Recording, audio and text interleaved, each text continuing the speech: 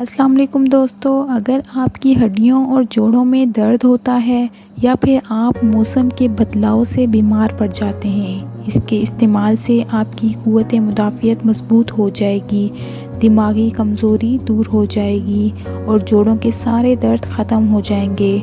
अगर आप चैनल पर नए हैं तो हमारे चैनल को सब्सक्राइब कर दें और बेल आइकन पर क्लिक कर दें ताकि आने वाली हर वीडियो आप तक पहुंच सके।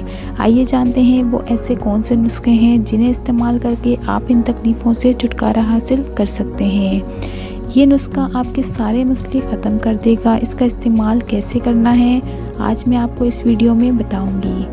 पहला नुस्खा, आपने 10 काली किशमिश लेनी है और उसे धोकर अच्छे से साफ़ कर लेना है। फिर शाम को पानी में भिगोकर रख देना है और सुबह उठकर अच्छी तरह चबा कर खाना है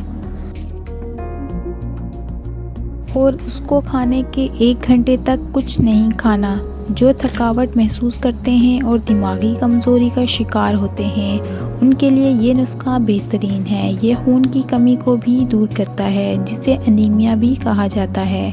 दूसरा नुस्खा, 1 गिलास दूध लेकर उसे अच्छे से उबाल लें। उसका इस्तेमाल भी किशमिश के साथ करना है। भीगी हुई किशमिश को चबा कर खाना है और ऊपर से नीम गर्म दूध पी लें।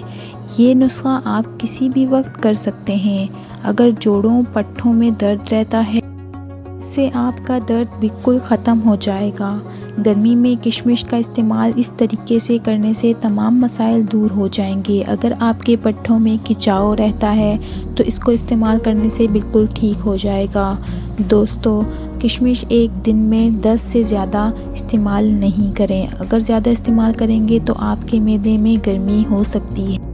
दोस्तों, ये थी आज की हमारी वीडियो। अगर वीडियो पसंद आए तो लाइक और सब्सक्राइब कर दें। मिलते हैं अगली वीडियो में, तब तक के लिए अपना बहुत ख्याल रखें। अल्लाह हाफिज़।